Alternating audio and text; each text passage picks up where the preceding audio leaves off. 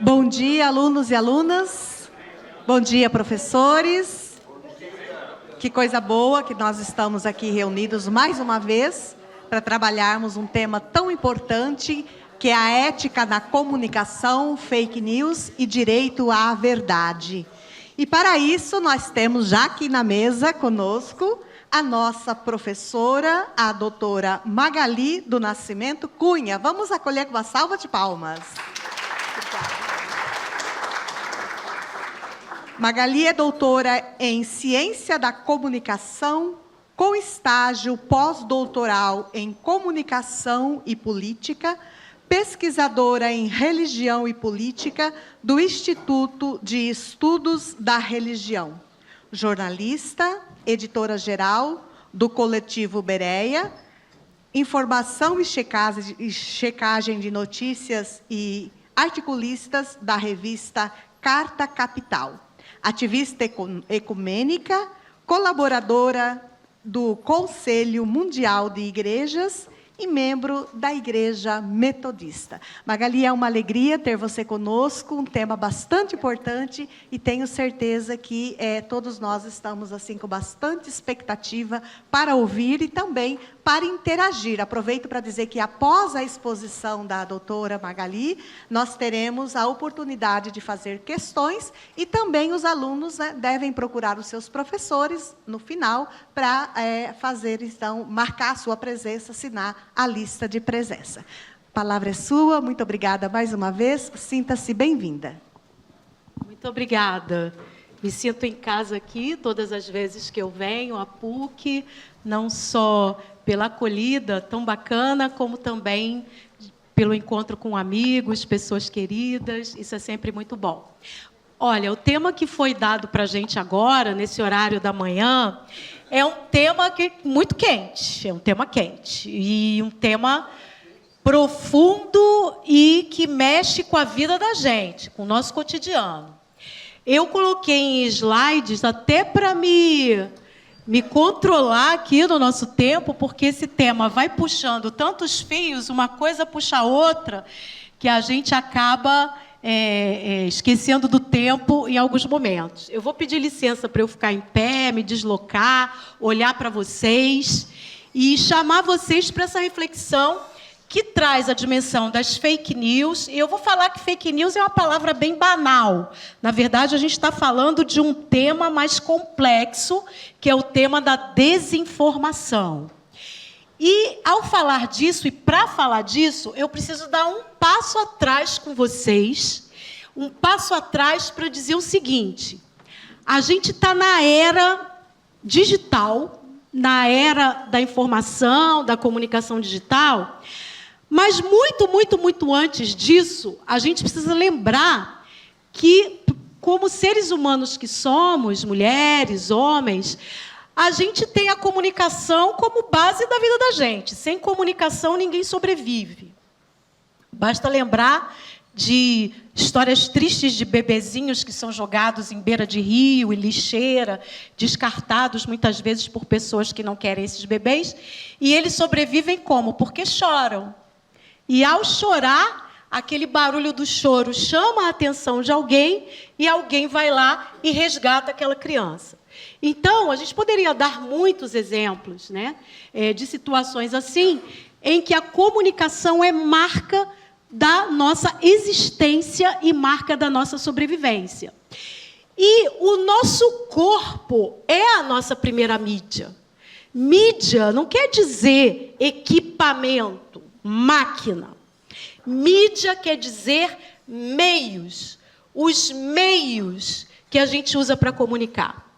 São as formas de a nossa comunicação chegar às outras pessoas para a nossa sobrevivência, para a nossa existência. Eu usei aí o choro do bebê. O choro do bebê é a sua mídia corpo. Pela emissão desse som que vem com a voz, com a garganta, que vem com o fôlego. É o choro, é a mídia desse bebê. Nós só existimos por conta do nosso corpo-mídia. O nosso corpo é a nossa mídia. é a nossa voz, é a caixa de elaboração daquilo que a gente quer comunicar, o nosso cérebro, o nosso pensamento. A gente pensa, elabora, e com essa elaboração a gente verbaliza, a gente gesticula. Eu sou uma pessoa que... O pessoal até brinca comigo, você devia ter nascido italiana, porque você gesticula... É característica dos povos latinos, como os italianos, né, de gesticular. Eu gesticulo muito. Acho que se me amarrar aqui, eu não vou conseguir falar direito com vocês. E eu também não consigo falar muito parada. Eu tenho essa coisa de mexer o corpo, de tentar com o meu corpo comunicar aquilo que eu estou dizendo. Mas isso é com todo mundo. Até numa conversa informal, no lugar que a gente tiver, o nosso corpo é a nossa mídia. Aquilo que a gente gesticula, a forma como a gente se apresenta. Se aqui eu fosse chamada para esse palco e eu chegasse aqui na frente de vocês, chamo o meu nome, aí eu entro assim, olhando assim... Eu já estou comunicando quem eu sou. E aí vocês vão pensar, putz, essa fala vai ser uma chatice, né? Porque a pessoa já vem de um jeito que até afasta as pessoas da forma como ela vai se colocar. Então, a forma como a gente apresenta o nosso corpo mídia, seja onde for, num palco, numa sala de aula, no espaço de trabalho, na família, no relacionamento, no barzinho, onde a gente estiver, é o nosso corpo mídia. Só que, ao longo da história, nós, seres humanos, não nos satisfizemos com esse corpo mídia tão só. A gente quer com o que a gente pensa, com o que a gente diz, chegue para mais gente. E aí, ao longo da história, o ser humano foi criando outras mídias. Aí vem a imprensa. Eu nem vou falar das tabuinhas, nem vou falar das coisas... esculpidas lá ou pintadas em cavernas, né? Isso aí já vai lá atrás. Mas aí a gente pode falar da imprensa, a gente pode falar do cinema, da fotografia, do rádio, da televisão, até chegar nessa era digital. É importante, quando a gente fala de esse nosso tema de hoje, que são as fake news, a desinformação, o direito à verdade, lembrar que esse tema apareceu com força nessa nossa era digital. Por quê? Porque a era da comunicação digital é marcada por equipamentos que passaram até a fazer parte do nosso corpo mídia. Tem gente que anda com o equipamento já agarrado, pendurado, e a qualquer momento pega, né? Alguém não tem um equipamento desse aqui? Dá até para dar risada dessa pergunta, né? Todo mundo tem. O equipamento chamado smartphone, antigamente chamado telefone celular, os equipamentos cada vez mais leves, finos, para poder fazer parte do corpo da gente, eles hoje dominam o cenário da comunicação. E aí eu trouxe até alguns dados do censo do IBGE, que estão aí na frente de vocês. No Brasil, a gente nem vai falar do mundo, vamos trazer para a nossa realidade. No Brasil, 156 milhões de pessoas acessaram em 2023. E aí, olha a quantidade de quem acessa a rede digital, a quantidade de quem não acessa, ainda grande, mas, mesmo assim, bem menor. E quando a gente olha qual é o equipamento mais utilizado para acessar a rede digital, a chamada internet, a partir de 10 anos de idade, que o IBGE mediu, a gente tem quase 100% de quem acessando pelo celular. Interessante que o segundo não é o computador, notebook, o segundo é a televisão, a TV Smart, que as pessoas usam para acessar a internet. E, em último lugar, o tablet. Então, a gente tem esse equipamento, essa rede, fazendo parte da vida da gente.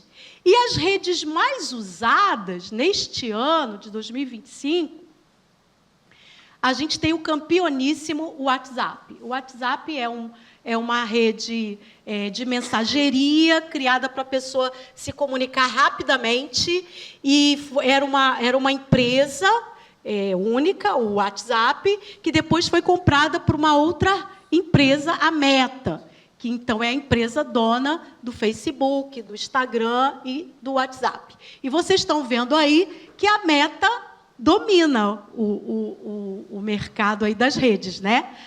Os 3 campeões aí, WhatsApp, Instagram e Facebook, eles são parte da Meta, da empresa Meta. Depois vem o TikTok, o Telegram, o Messenger e o Pinterest. Então, está aí na frente de vocês as redes mais usadas aqui no Brasil neste ano de 2025. Essas redes todas, a gente não tem no Brasil uma rede, uma empresa que domine esse cenário. As empresas que tomam conta, que dominam, que são soberanas sobre esse cenário, são as chamadas Big Techs. E são essas aí, na frente de vocês, as principais. A Google, a Amazon, a Meta, a Apple e a Microsoft. Elas dominam as plataformas digitais, as redes sociais, que a gente chama de redes sociais digitais, dominam serviços de streaming, dominam serviços de mensageria, enfim, os programas de computador que a gente usa, os aplicativos de busca, tudo isso aí está debaixo dessas 5 grandes empresas, as chamadas Big Techs. E essas empresas, e esse domínio dessas empresas, colocam para a gente um grande desafio. E aí, para falar do que a gente está trazendo aqui nessa manhã, que é a desinformação, as fake news, o direito à verdade, a gente precisa falar que essas empresas têm nas mãos delas uma coisa chamada algoritmos. Eu não domino isso, gente. Eu tenho um filho que estuda aqui com vocês na PUC, está em Ciências da Computação, ele me explica muita coisa, e eu, pelo meu trabalho, tenho que aprender e correr atrás. E eu sempre fui, eu vou falar baixinho aqui para vocês, eu sempre fui muito ruim de matemática. E eu passava assim com aquela coisa de passar raspando. Meu negócio são as palavras. Eu sempre falei isso, mas a gente precisa da matemática também. Eu fazia ali o que tinha que fazer, mas nunca tive muita paixão. Então, eu tive para entender que negócio é esse de algoritmo, porque são números. E os números significam exatamente o que nesse processo, né? Então, de uma forma bem simples, e pode ser que esteja aqui entre nós, na nossa plateia, aí, pessoas que dominam isso muito, muito, mas a gente sabe que no campo dos computadores, da era digital, são números que são as instruções para essas máquinas funcionarem, né? Então, é uma sequência de instruções que diz para um programa, para um aplicativo, para uma plataforma, o que essa plataforma, aplicativo, programa deve fazer e como fazer. Eu vejo lá o meu filho trabalhando nas coisas dele, é um monte de equações, aquelas coisas lá que a gente olha, eu não entendo nada, mas ele me diz, olha, é isso aqui que vai dizer como vai funcionar o programa que eu estou trabalhando. Então, essas plataformas, quando a gente fala do Instagram, do YouTube, do WhatsApp, tudo isso é operado com essas instruções algorítmicas. E as plataformas, elas avaliam cuidadosamente cada atividade dos usuários. Nós somos usuários dessas plataformas. Alguém paga para usar o WhatsApp? Não. Alguém paga para usar o Instagram? Não. Alguém paga para usar o YouTube? Não. É tudo grátis, não tem cobrança. Mas, se a gente for rigoroso, a gente paga. Paga com o quê? Não é com dinheiro. A gente paga com os nossos dados. Quando a gente se cadastra numa plataforma, já estamos colocando coisas sobre nós. E a forma como a gente usa a plataforma são conteúdos, dados que as plataformas vão usar sobre nós. Então, tudo que a gente coloca lá sobre nós, os nossos dados que a gente preenche numa ficha, não. Mas a gente também tem dados sobre nós das nossas preferências, aquilo que a gente gosta, as fotos que a gente coloca, onde a gente vai, com quem a gente fala. Essas preferências, elas são cuidadosamente avaliadas pelas plataformas, porque essas plataformas oferecem gratuitamente, mas elas ganham muito dinheiro com aquilo que se monetiza. A publicidade, os conteúdos que vão chegar sendo oferecidos para nós. Todo mundo aqui já deve ter vivido isso. Pesquisou quanto é uma passagem para, sei lá, Recife, aí começa a aparecer um monte de proposta de passagem para outros lugares, até para além de Recife. Por quê? O algoritmo leu a nossa preferência. É viagem, para onde a gente quer ir, para onde a gente gosta de ir. Ele não vai me oferecer para Bariloche. Ele viu, ela gosta de praia, então vamos oferecer para tais lugares onde tem praia. Então, o algoritmo está programado para essa circunstância. Então, nós pagamos, sim, as plataformas, de forma muito bem paga, com os nossos dados. Quem aqui nunca brincou aquela brincadeirinha? Vamos ver como é que você vai ser velho. Aí você vai lá, coloca a sua imagem, aí aparece você com 50 anos mais, aí está lá você velhinho. Pois é, essa imagem que a gente colocou ali vai ser muito utilizada pelas plataformas, para ver cor da pele, para ver cor de cabelo, para ver formato de olho, formato de nariz, e poder criar, agora com a inteligência artificial, figuras. Quando a gente diz lá, para a inteligência artificial, quero uma imagem de uma mulher brasileira do Nordeste que mora no Maranhão. Aí, vai lá, pum, pesquisa todas aquelas imagens que a pessoa colocou na brincadeira lá, como é que vai ser velho, com qual artista a gente parece, né? Então, está lá. As imagens estão num banco de dados, nós oferecemos dados. É assim que a gente paga as plataformas. E elas usam e ganham muito com isso. E isso também, como é que se ganha? Com os dados e ganha com a nossa atenção. Os algoritmos são trabalhados de uma forma para a gente poder ficar o maior tempo possível nessa tela. Então, todo mundo aqui já deve ter tido essa experiência. Foi ali na mídia olhar um determinado assunto ou coisa, aí vai te levando, você fica ali um tempão e você já nem sabe o que você estava fazendo quando você começou. Porque foi te levando, são coisas, é um fio que vai te levando, uma coisa puxa a outra. Então, a economia da atenção é um termo que a gente usa nos estudos de comunicação para entender o que os algoritmos fazem, as plataformas fazem com os algoritmos, para segurar a gente o maior tempo possível, para consumir os conteúdos. Eu falei muito de produto que a gente compra e vai sendo oferecido. Mas eu também posso falar de produtos de conteúdo, que passam por produtos culturais, que passam por produtos políticos, que passam por uma série de outros produtos que estão ali ligados ao interesse das plataformas. Então, a busca da captura da atenção do público, uma enxurrada de estímulos visuais. Por isso que as plataformas estão sempre modificando a estética daquela tela que vai aparecer para a gente, para ser agradável, para a gente ter vontade de olhar, de clicar. E os níveis de atenção, essa coisa aqui do meio, é bem interessante que está aqui no meio, porque vocês sabiam que dos profissionais mais bem pagos pelas plataformas, sabem quem são? Os neurocientistas. Os neurocientistas são os profissionais mais bem pagos pelas plataformas, porque eles vão trabalhar, indicar para quem programa o que prende a atenção das pessoas. Então, os neurocientistas já ensinaram que motivação de humor, coisa de humor chama mais atenção.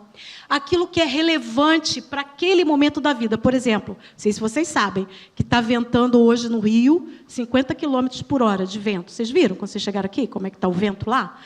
Está ventando. Aí, está todo mundo ligado na história do vento. Já derrubou um monte de gente de stand-up paddle em Copacabana agora há pouco. As pessoas foram retiradas do mar.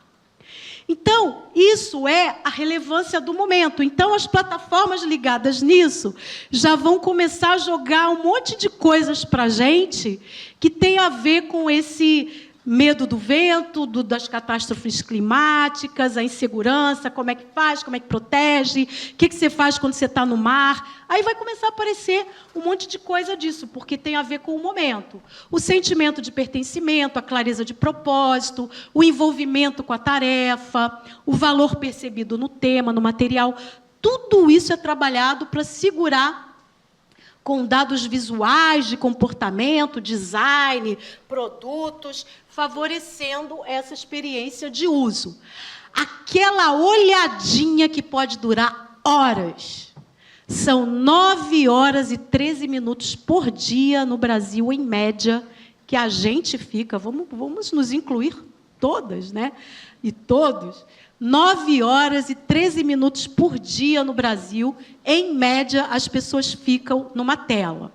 De celular, de notebook, estou vendo vários notebooks aqui, também as pessoas com seu celular.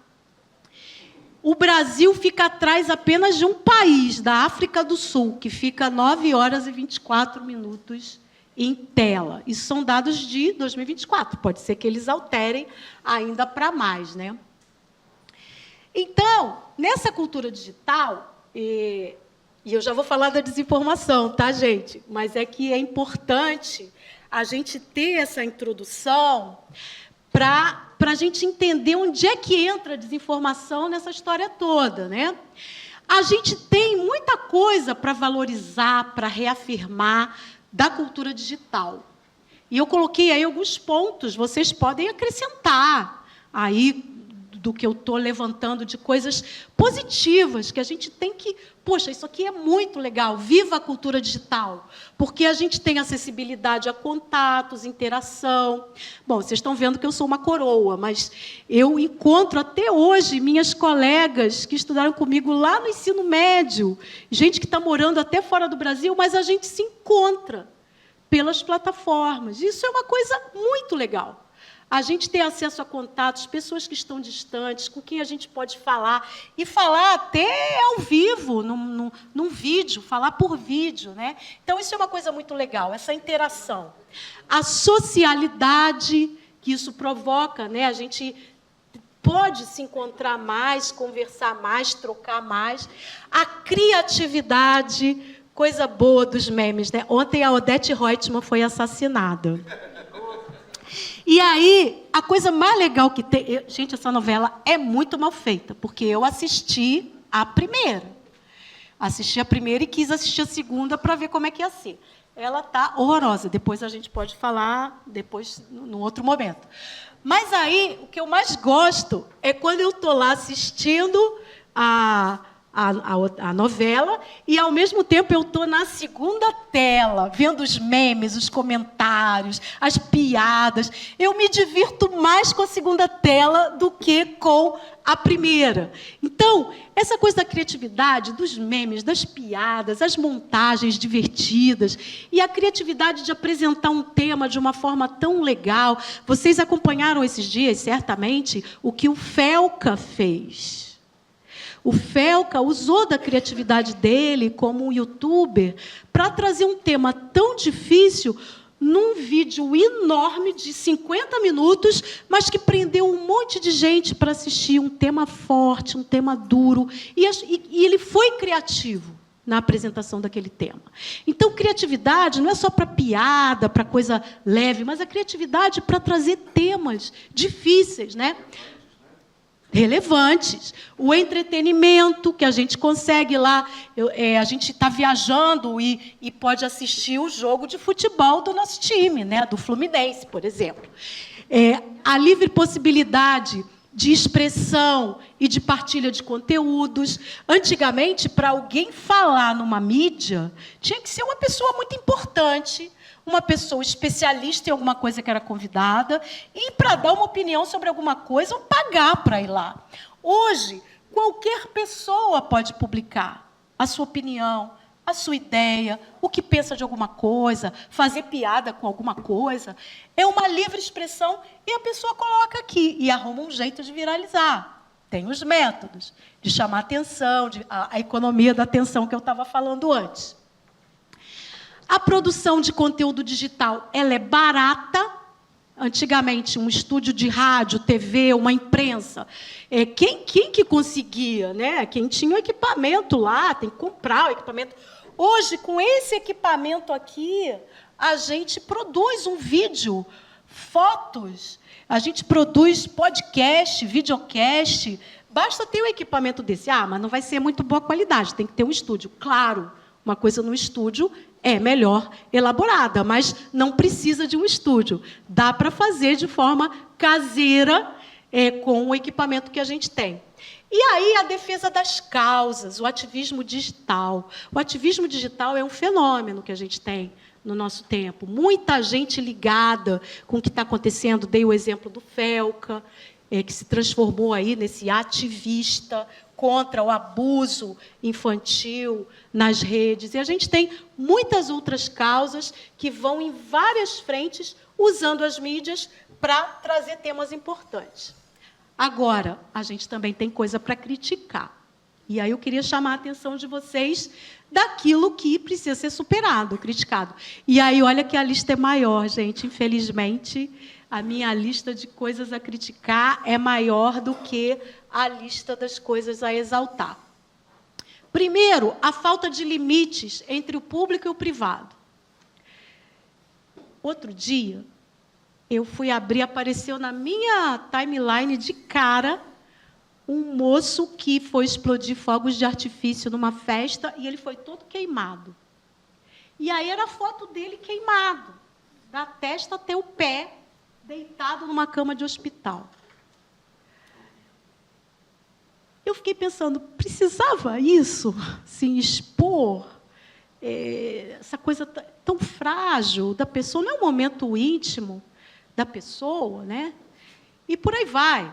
Eu já vi foto de gente enterrando alguém num túmulo, coisas que as pessoas perdem a noção. Para chamar a atenção, acaba perdendo a noção daquilo que é só da gente, ou só de um grupo pequeno, ou daquilo que vai ser tornado público. E, muitas vezes, isso causa confusão, porque tem gente que publica coisas que as pessoas estão no meio e as pessoas não autorizaram a estar publicado aquilo lá. E, às vezes, causa até complicações. Direcionamento dos algoritmos, as bolhas, a monetização, já falamos aqui, essa coisa de preferência, de colocar a pessoa só na bolha da sua preferência, não permite que a pessoa seja confrontada com coisas que ela precisa saber, que são diferentes daquelas preferências que ela tem. A superficialidade nas relações, a espetacularização da vida, a intensificação da fofoca, né? Você já deve ter visto, a pessoa coloca lá, hoje estou com raiva. Só isso. Aí começa os comentários. O que houve? O que está acontecendo? Aí a pessoa fala, foi lá na sala de aula. Só assim, em drops, né? Pedacinhos, capítulos. Aí ela quer fazer uma fofoca. Mas aí ela vai chamando a atenção com aqueles pedacinhos. E aí todo mundo vai dando engajamento, porque vocês sabem, né? Comentou, está dando engajamento. Aí vai acionar o algoritmo, porque o comentário é uma coisa que está chamando a atenção. E quanto mais comentar, mais vai chamar a atenção, mais vai chegar para mais gente. Aquele tô com raiva vai virar uma fofoca danada do que aconteceu com certas pessoas naquele espaço. Então, intensifica a fofoca, que é uma coisa que também engaja. A ocupação desmedida do tempo livre, o tempo da pessoa está livre e ela está ocupando com a tela. E parou aquela coisa de contemplar, de pensar, de ficar à toa mesmo, olhando para o teto. Quase não existe mais olhar para o teto, né? Existe olhar para a tela, né? Então, essa coisa de contemplar. As pessoas estão num passeio, saem do carro, nem dá um tempo de olhar, já sai com equipamento na mão, fotografando, filmando, não tem nem um tempo de sentir o ambiente, né? Então, isso é uma ocupação desmedida, né? Intensificação da dificuldade de relacionamento, pessoas que tem uma dificuldade de relacionamento, isso é intensificado com a pessoa se fechando mais naquele espaço dela, fechada ou no quarto, ou no seu espaço próprio, na sua tela, e aí não tem um relacionamento mais face a face. Estimula o individualismo, o enfraquecimento do coletivo, a existência de uma realidade paralela, né? Realidade paralela, a Terra é plana. Isso é um resultado de tela, né, de gente que vive essa realidade, que a Terra é plana, né, que você vai chegar lá no fim do mar e vai cair num abismo. Né? Então, existem pessoas que vivem essas realidades. E a gente poderia falar de muitas outras, né? Realidades em termos de pânico que é criado, e a pessoa passa a deixar de ir em determinados lugares, porque foi dito a ela, numa tela, que aquele lugar não é bom, que aquela pessoa não é boa. Enfim, por aí vai. O abuso da liberdade de expressão, e aí a gente já está chegando no nosso tema. Vazão aos piores sentimentos e atitudes, as pessoas se sentem protegidas por uma tela para propagar mentira, calúnia, propagar violência, propagar ódio. E o caso do Felca, né, abuso infantil e todo tipo de piores atitudes e sentimentos humanos, a pessoa está aqui atrás, está protegida, não se mostra e acaba produzindo esse tipo de coisa. E o abuso político. Eu falei do ativismo digital por causas, mas a gente tem o abuso político de utilização de mentiras, ataques a pessoas, destruição de reputações por meio da tela. Lança-se uma coisa, até que se prove que aquilo não é verdade, o nome da pessoa já está comprometido, envolvido naquela história. Né? Então, é uma coisa muito séria. E aí, vamos, então, à parte segunda e final do meu encontro com vocês aqui, falando da desinformação. O que é esse negócio de desinformação, afinal de contas? Alguém pode ler bem alto? Vamos lá, uma voz forte aí, que gosta de ler alto.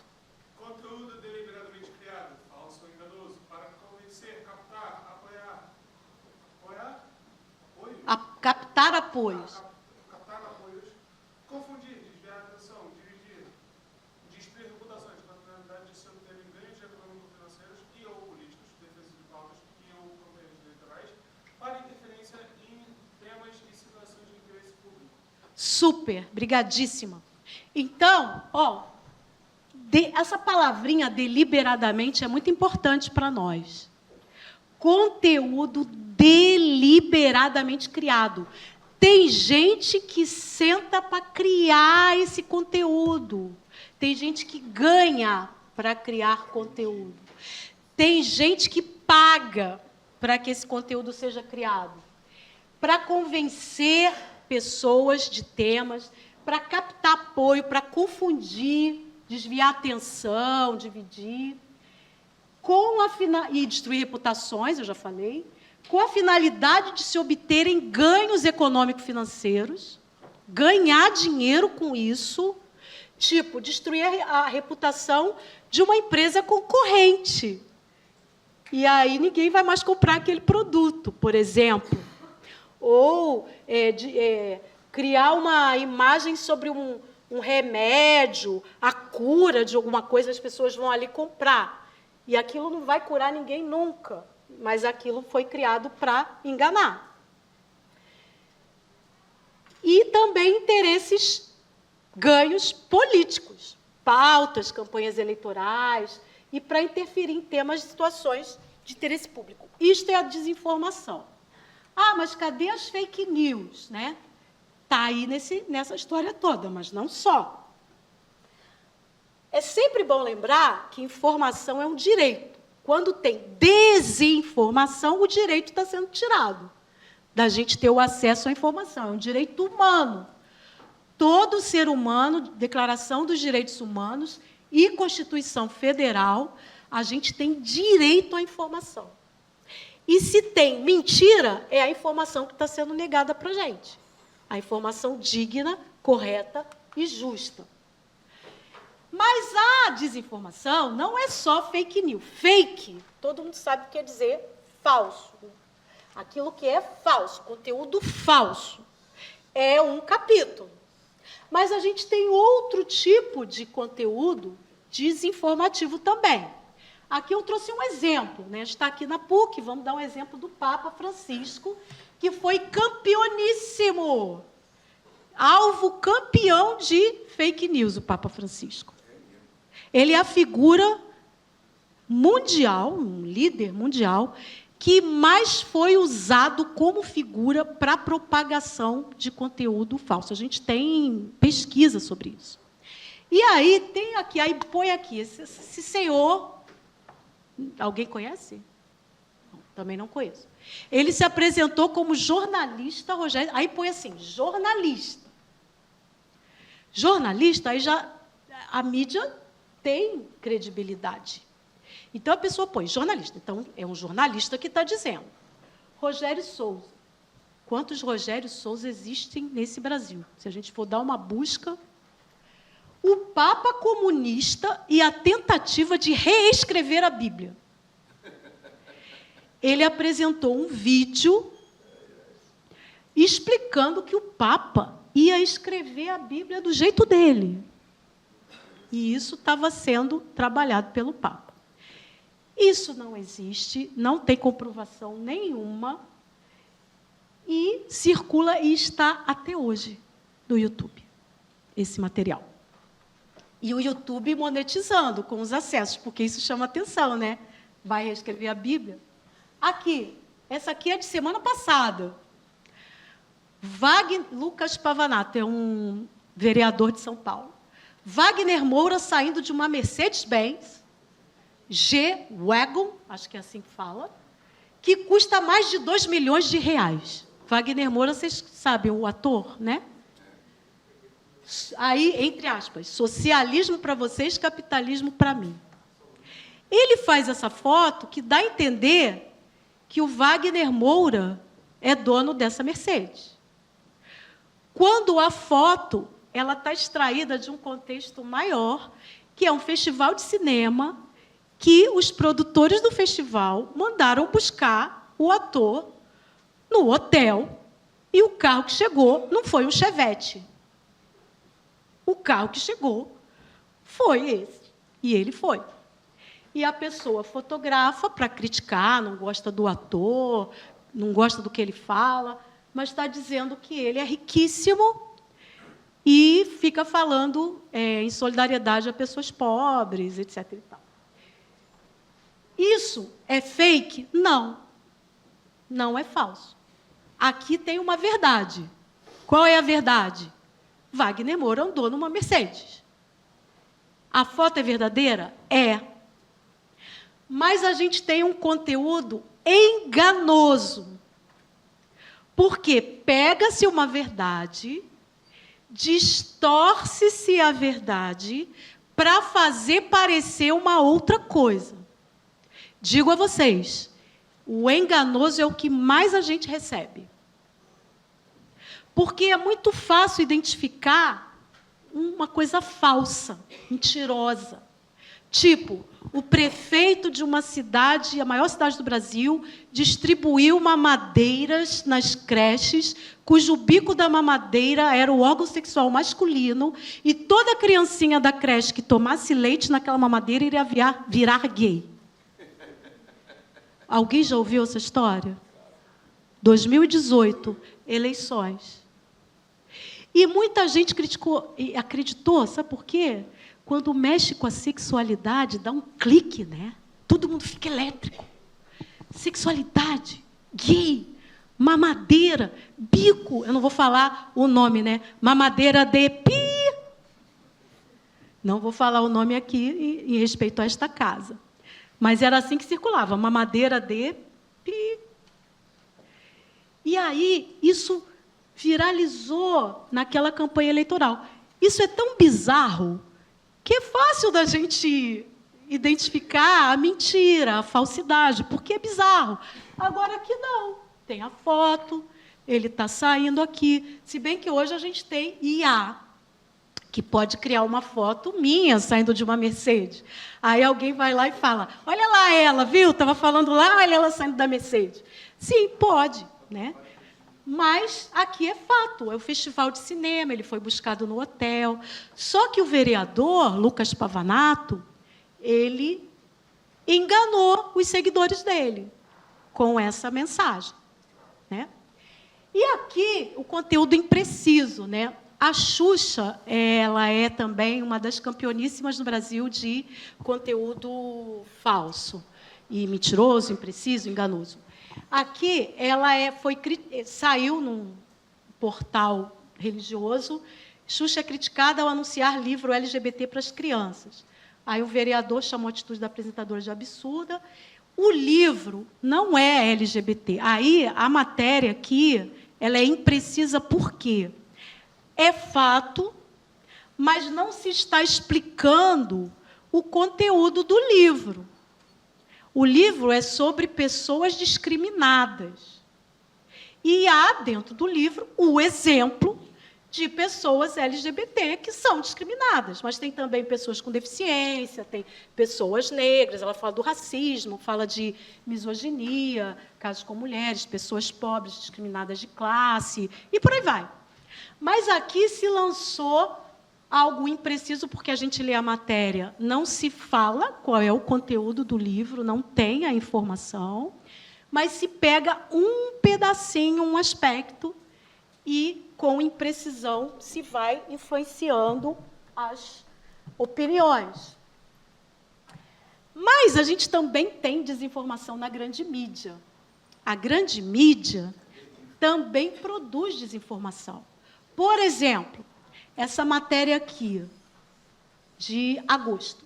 Prefeito de São Bernardo é afastado após a operação da PF. O nome dele não aparece. E sabe o que não aparece? O partido. É muito importante, quando um político está envolvido numa situação, eu estou falando como jornalista e estou falando como pessoa que defende a informação. Um político sempre tem que ser apresentado com o seu partido, porque ele só está lá, no cargo, porque ele é ligado a um partido e recebeu votação para estar lá. Se não for de partido, não é votado. Então, o partido é uma condição para um político existir. E quando a notícia diz da pessoa e não diz o partido, ela está desinformando. Pior, ela está protegendo o partido desse prefeito. Aí, quem quiser saber, vai ter que pesquisar, mas não precisava, se o jornalismo indicasse o partido da figura. Nesse caso, foi o PP, Partido Progressista. Aqui, PM que matou o trabalhador por engano com tiro na cabeça é solto após pagar 6.500 de fiança. Aonde houve investigação dizendo que foi o tiro por engano? Aí a gente vai procurar saber, foi o que o policial disse. E a mídia já está ratificando o que o policial disse. Percebem? A desinformação aqui, no mínimo, teria que ser PM que disse que matou, no mínimo. Mas a gente poderia construir outros títulos. Mas aqui, o jornal O Globo já está dando como certo que foi um tiro por engano. Vejam, gente, como é que tem pegadinhas desinformativas em títulos, em formas de oferecer uma notícia. Zema diz que a existência da ditadura militar é questão de interpretação e promete indulto a Bolsonaro. Não vou discutir a questão do Bolsonaro, nem o que o Zema disse. Só que o que o Zema diz não pode virar uma notícia. Por quê? Isso se chama jornalismo declaratório.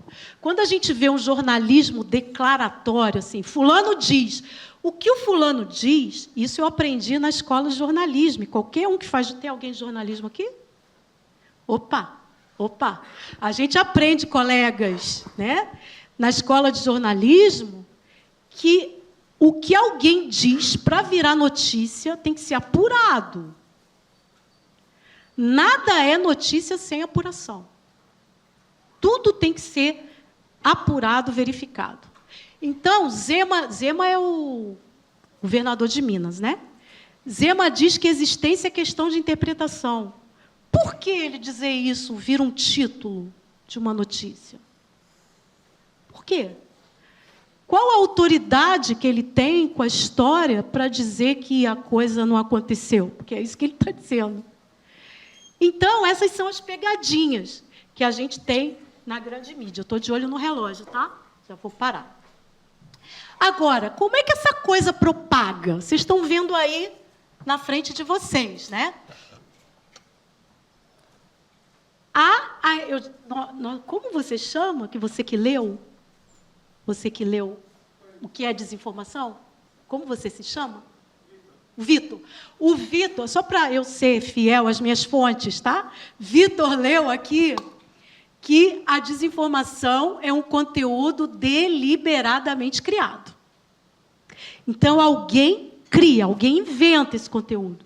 Da Xuxa, do Papa, do Wagner Moura, né? Então, esse vermelhinho que está aqui, gente, nada aqui é ideológico nessas cores, tá? É só, devo dizer, é só para visualmente ficar mais aceitável aqui para vocês. Então, aqui, a gente tem alguém que cria esse conteúdo. Criou sobre o Papa, sobre a Xuxa, sobre o Wagner Moura. Esse alguém vai mandar para esses amarelinhos aqui, que são influenciadores e influenciadoras. São influenciadores digitais, professores, advogados, padres, pastores, políticos, que têm influência nas redes. Esses amarelinhos, sabendo o que estão fazendo, vão propagar para chegar para os verdinhos. Sabe quem são os verdinhos? Somos nós. Aí vai chegar para a gente, porque a gente segue essas pessoas. Aí a gente recebe. Aí a gente vai, gosta do que viu, acha que todo mundo tem que saber, e vai. De graça, organicamente, que a gente fala. E vai propagando, né? Então, é assim que se propaga como distribuição reativa. Ali está o proativo, e aqui o verdinho, que somos nós, reativos. Consequência disso tudo, promoção do ódio e da intolerância. O vereador Lucas Pavanato está promovendo o ódio e intolerância com o ator. Aquele site de notícias religiosas está promovendo com a Xuxa. O jornalista, o suposto jornalista, promovendo contra o Papa. E por aí vai. Estímulo ao preconceito, à discriminação, extremismo e violência. Vocês lembram do caso do Guarujá, São Paulo, que uma moça foi acusada de ser uma bruxa, de estar sacrificando crianças, e ela foi tirada da casa, espancada na rua, e ela morreu. E depois dela morta, foi provado que não era verdade essa acusação, mas ela morreu, né? Então, violência que pode ser gerada, instauração de medo e pânico. Covid, por exemplo, né? Foi um período muito duro, muito difícil. Muita gente colocando medo, pânico nas pessoas, né? E por aí vai. Destruição de reputações, já falamos. Sustentação do desconhecimento e da ignorância, as pessoas sem informação. Aí a pessoa fica sem informação. Aí fica ignorante, fica só... Gente, tem pessoas que estão em bolhas que elas só recebem esse tipo de conteúdo. Passam o dia inteiro, aquelas 9 horas, recebendo esse tipo de conteúdo. E não é informada de nada construtivo. Fica recebendo porque fica ali naquela conjuntura ali. Doença e morte. Na Covid, muita gente morreu por conta do negacionismo, seja vacinal, seja da prevenção de ficar isolado para se proteger, seja o uso de máscara. O negacionismo provocou doença e morte, e isso em outras situações também. E o abuso do direito à liberdade de informação e de expressão. Muita gente diz que tem direito de fazer essas coisas, porque é liberdade de expressão.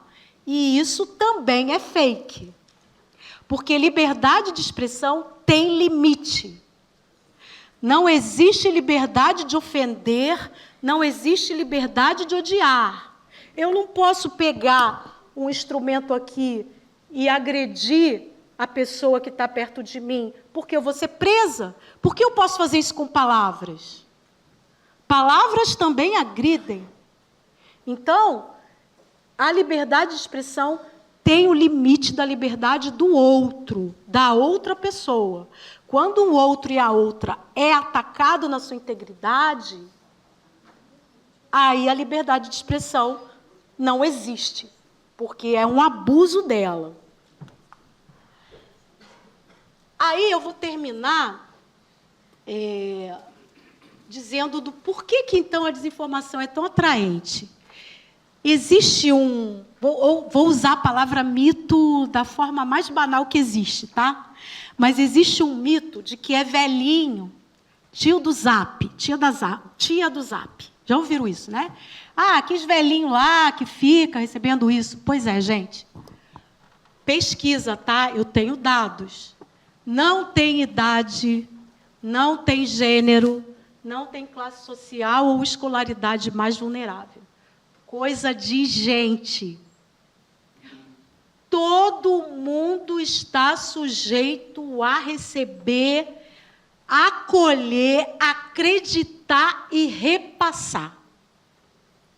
Porque a coisa já é feita para acontecer assim. Aí tem as explicações aqui, eu termino com elas. Por que a desinformação é atraente? Primeiro, muita coisa é oferecida com atalhos psicológicos fáceis, respostas emocionais. É o que a gente chama de dissonância cognitiva ou viés de confirmação. Eu não gosto do Wagner... alguém pode fazer um corte aqui e dizer que eu não gosto do Wagner Moura. Viu como é? É só um exemplo, né? Eu vou dar um exemplo. Aí alguém faz um corte e bota lá, professora vai à PUC e diz que não gosta do Wagner Moura. É assim que funciona. Os cortes é o que mais tem. É claro, é vídeo, é verdade, ela está falando, né? Mas, exemplo. Eu não gosto do Wagner Moura. Aí chega lá a notícia. Ah, ele está lá na Mercedes dele, ele fica fingindo aí que luta pelos pobres, mas ele quer mesmo andar de Mercedes. É isso mesmo, deve ser verdade mesmo. Esse cara não serve, esse cara não... Porque isso confirma. Confirma. É o viés de confirmação daquilo que eu já penso.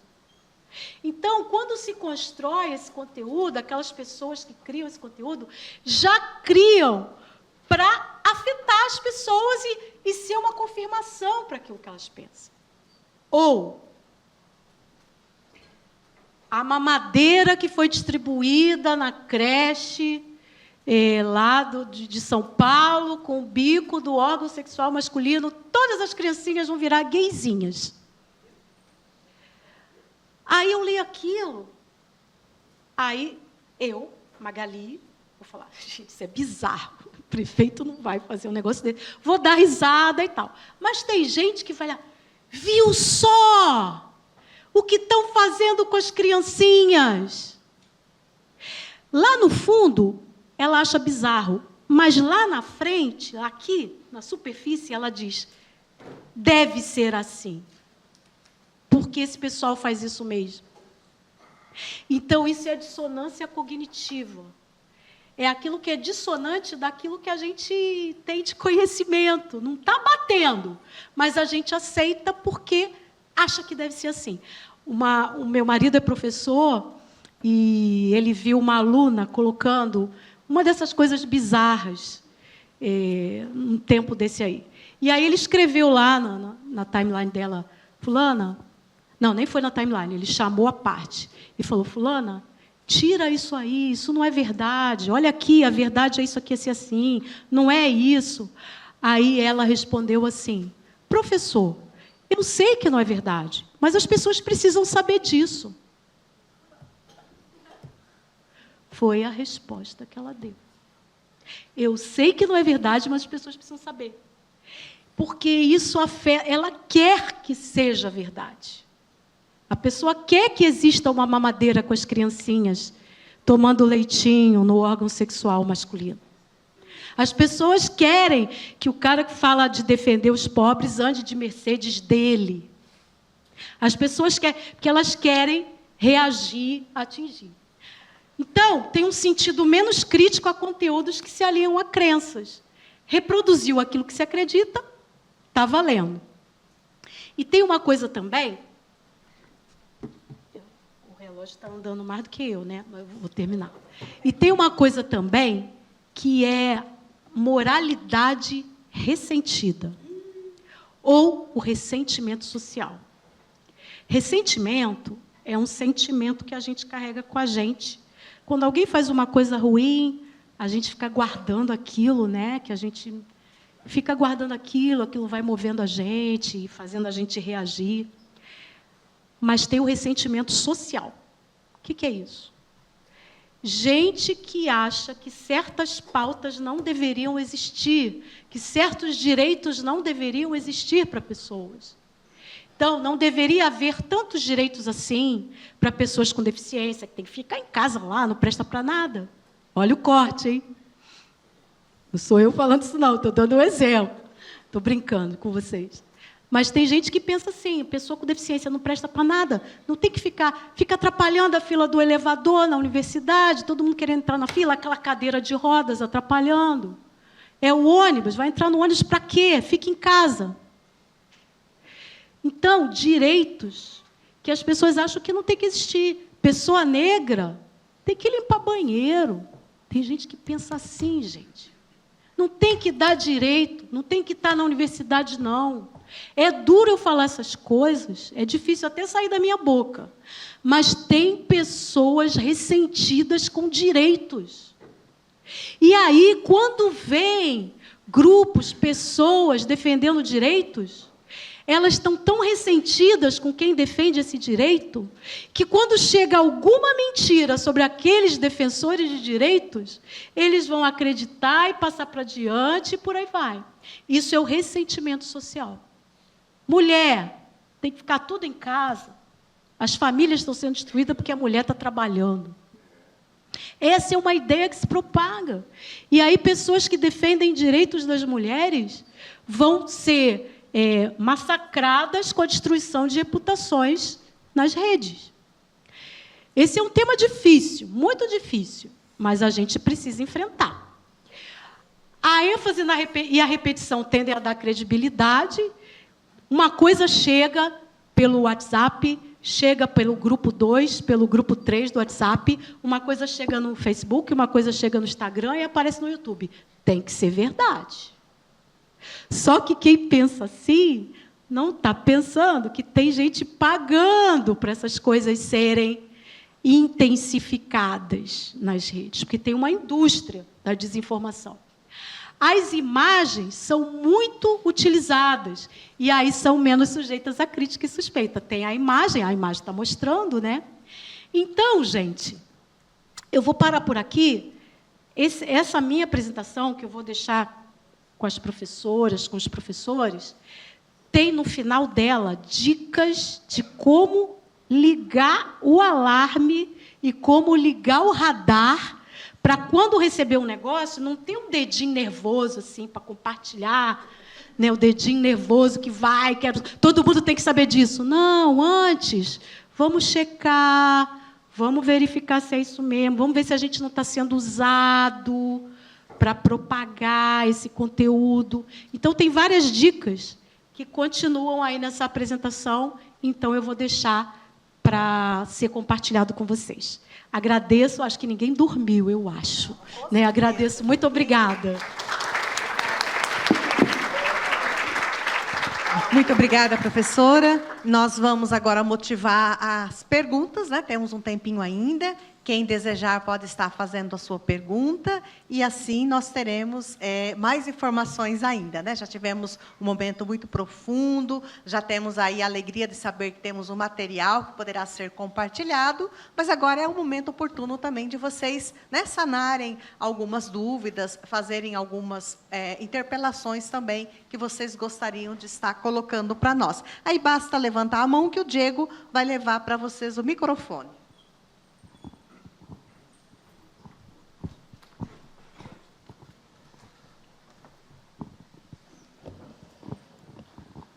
Oi, tudo bem? Bom dia. Eu sou Thaís, sou aluna de jornalismo. Agora, pegando o gancho desse seu comentário final, né, sobre ressentimento social, o que eu gostaria de trazer é até uma questão de que esse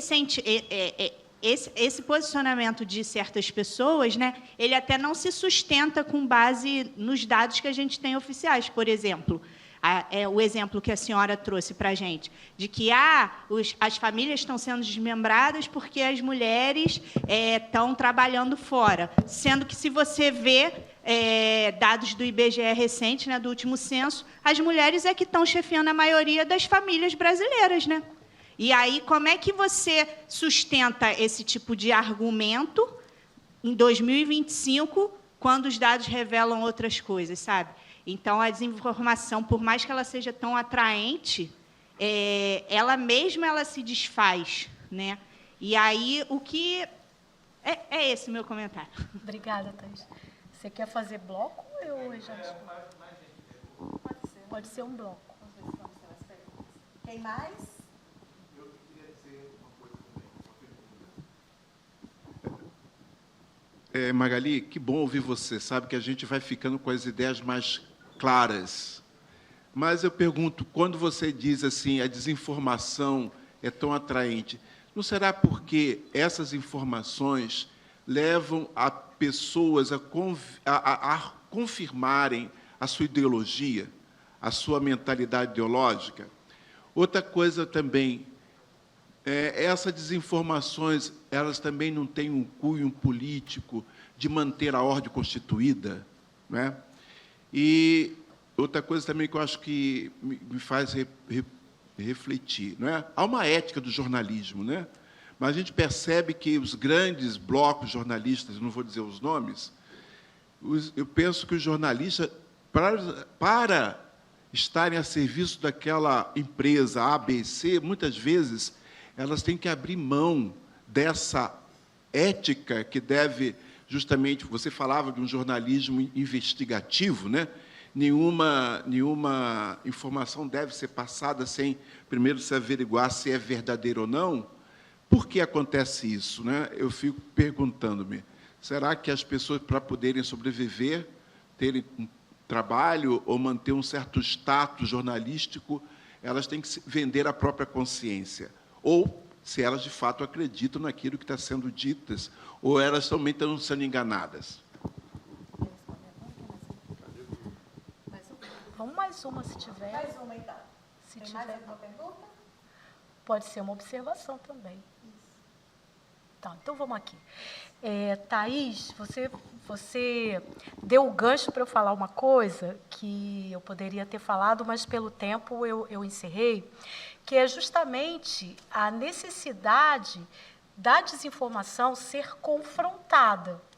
Toda desinformação, ela é caracterizada como desinformação quando ela pode ser confrontada com dados objetivos, com elementos históricos da realidade, né? Então, por exemplo, aquele exemplo da ditadura militar não existiu. Isso não é verdade, é mentira, né? A ditadura militar existiu de 1964 a 85, foram generais na presidência sem eleição, foi fechado o Congresso Nacional, houve censura. Isso tem documento sobre isso, não é uma interpretação. Nós temos documentos, temos dados, houve tortura, gente presa, exilada, pessoas morreram, enfim. Então, a gente tem a possibilidade de confrontar. Então, esse é um ponto. Ponto 2, para o que a Thaís falou. Existem projetos e grupos que trabalham no enfrentamento da desinformação. No Brasil existe, vocês podem consultar se desejarem, uma Rede Nacional de Combate à Desinformação, a RNCD. Ela foi criada no ano da pandemia, em 2020, por causa do alarme em torno da pandemia, do que estava acontecendo, gente morrendo por conta de desinformação.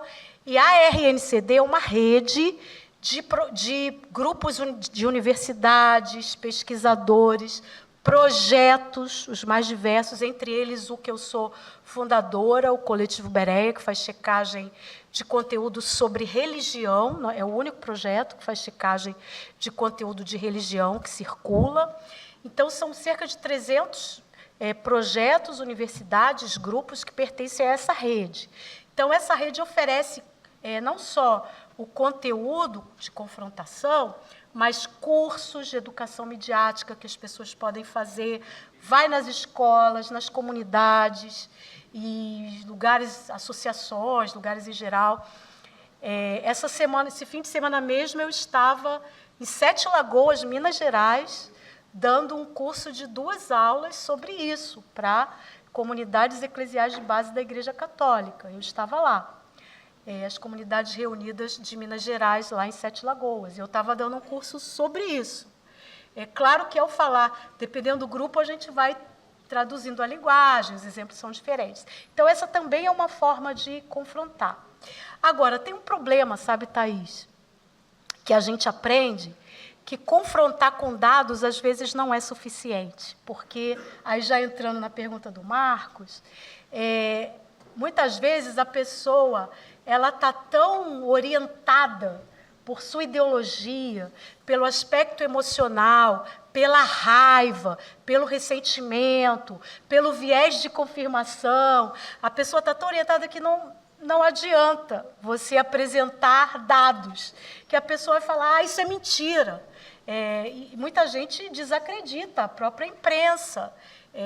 Tem pessoas que só acessam notícias de sites de notícias que ela confia, e geralmente são os sites tipo Gazeta do Povo, Jornal da Cidade, são Brasil Paralelo, são grupos criados para propagar desinformação e ganham muito dinheiro com isso, mas a pessoa só recebe conteúdo desses grupos, e aí ela vai dizer, não, porque é mentira.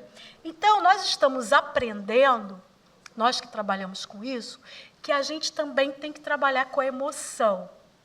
Não é só dados que vão convencer nessa confrontação. A gente também precisa usar de elementos que afetem as pessoas. Então, por exemplo, a saúde é um elemento que tem muita desinformação circulante. Receitas milagrosas para a saúde, negacionismo em termos da saúde. Então, nós aprendemos que, para a gente confrontar, a gente tem que ir com os dados, mas os dados têm que aparecer dentro de um discurso cativante e emotivo, que, por exemplo, usar a ideia da morte, que é uma coisa que chama a atenção, usar memes, material de humor, que é uma coisa que também mexe com a emoção. Não adianta vir só com dados racionais, porque isso não vai ter uma recepção muito positiva, não. E a gente vai aprendendo dessa forma. Então, acho que eu já respondi uma parte do que você disse, Marcos. Manter a ordem constituída, sim, aí é o objetivo que o Vitor, quando ele leu ali, conteúdo deliberadamente criado para interferir em temas de interesse público. Então, são temas políticos. Quando alguém quer que uma determinada pauta seja defendida, quando alguém quer que uma determinada pauta seja rejeitada, vai lá e joga. E vocês sabem que o termo na rede é impulsionar. Impulsiona-se conteúdo, paga-se para criar conteúdo que vá convencer as pessoas, pró ou contra determinadas pautas, com engano, falsidade, mentira, né? Então, sim.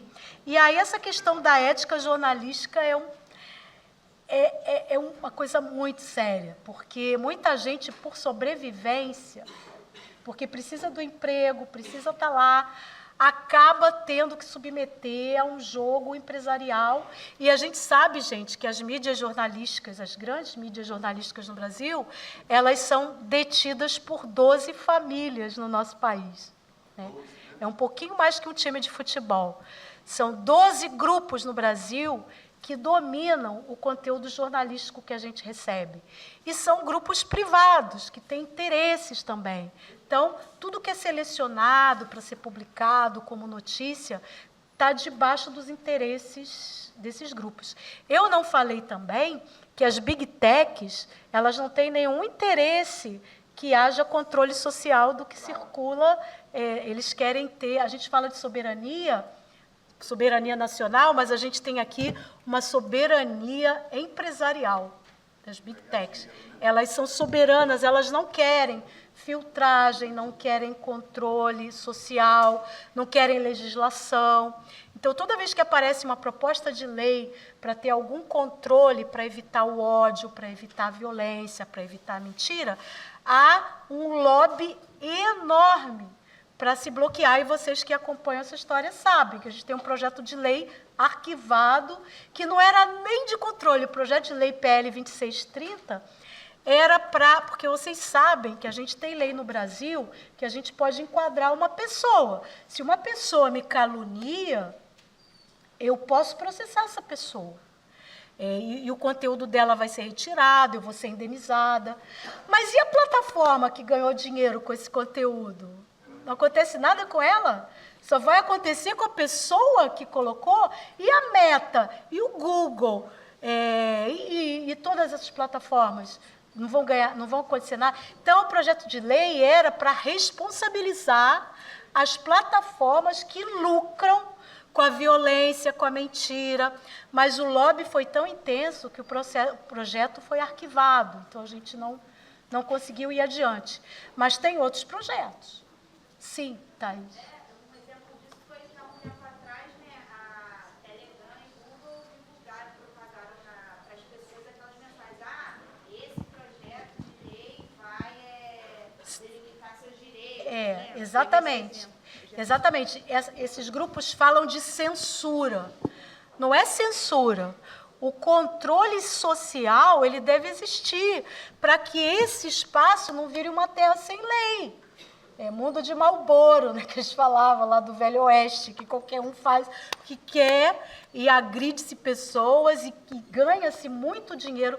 Quanto mais violência, mais dinheiro. Quanto mais abuso sexual, mais dinheiro. Quanto mais interesse econômico, financeiro de vender coisas que vão trazer malefícios para as pessoas, mais riqueza circula. Então, o que se tem... Isso já acontece na Europa, na Austrália, que é o controle social. E são grupos da sociedade civil que exercem esse controle por meio de leis.